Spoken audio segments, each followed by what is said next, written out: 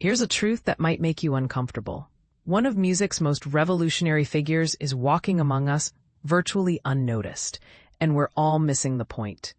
David Byrne of Talking Heads didn't just change music.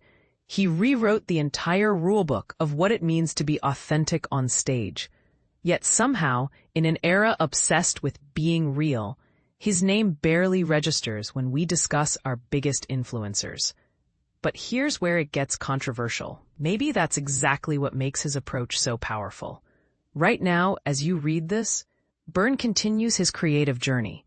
His latest album, Who is the Sky, recently hit the scene, and he's been captivating audiences at venues like Rough Trade with tracks like What is the Reason for It, displaying that signature charisma that's impossible to fake. He even delivered an unforgettable performance alongside Robin for SNL 50. Proving his magnetic stage presence remains unmatched. The cultural impact of Talking Heads persists regardless of whether Byrne releases new material. When Stop Making Sense, arguably cinema's greatest concert film, was re-released just a couple of years ago, it drew fresh audiences who witnessed Byrne's peculiarly mesmerizing stage presence and came to a startling realization. Absolutely nobody, past or present, has ever done what he does.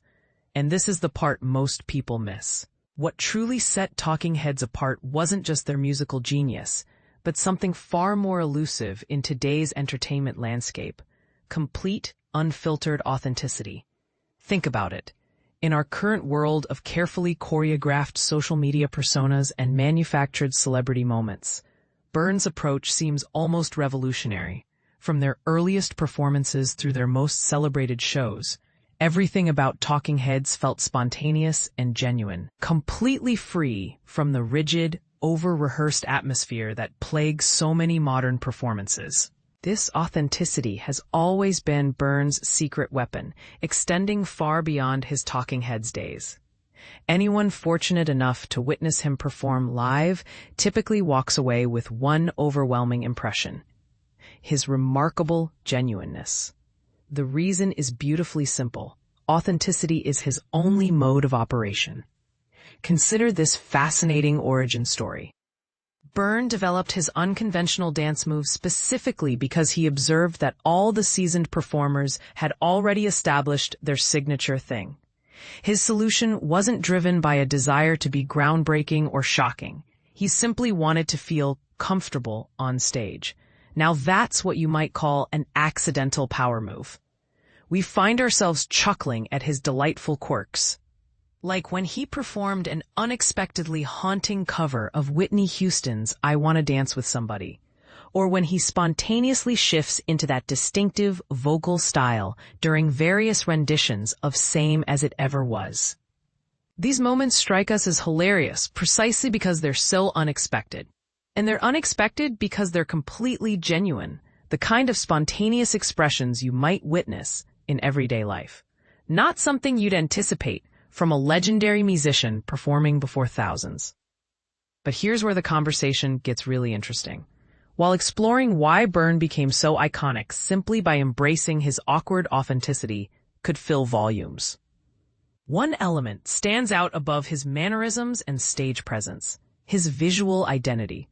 We're talking, of course, about that absolutely massive suit, a sartorial choice as memorable and defining as Michael Jackson's white socks and penny loafers combination. However, Byrne's enormous suit transcended mere fashion statement. It embodied the wonderfully off-kilter essence of Talking Heads and demonstrated how he could command attention even while displaying his characteristically jittery frontman energy. Drawing inspiration from Japanese Kabuki theater, this oversized garment borrowed from the theatrical tradition of dramatically exaggerating the human form on stage, creating an effect that was simultaneously endearing and eerily captivating. For those unfamiliar with Kabuki, it's a classical Japanese performance art where actors use elaborate costumes and makeup to transform themselves into larger-than-life characters, a perfect parallel to what Byrne was achieving. But here's what makes his approach so thoughtful. Byrne was determined to avoid any appearance of cheap gimmickry or artificial transformation. He had one very specific requirement for this iconic piece. As he explained during an appearance on Wired's Most Searched Questions, "It was important to me that the big suit didn't look like a fat suit, but that it looked more like a playing card. Kind of flat, but wide and rectangular." This vision, which drew inspiration from the geometric guards protecting the Red Queen in Alice in Wonderland, achieved exactly what he intended and evolved into one of his most recognizable characteristics, though perhaps it remains somewhat underappreciated even today. You can spot influences of this aesthetic everywhere once you start looking.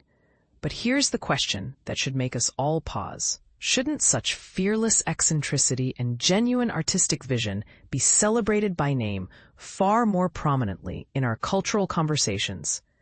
And this brings us to the controversial heart of the matter.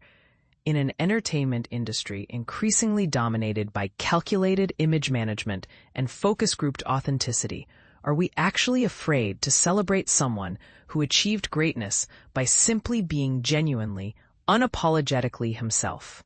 Or have we become so accustomed to manufactured personalities that we can't recognize the real thing when it's standing right in front of us in an oversized suit? What do you think? Is David Byrne criminally underrated in today's cultural landscape? Or does his influence speak for itself without needing constant recognition?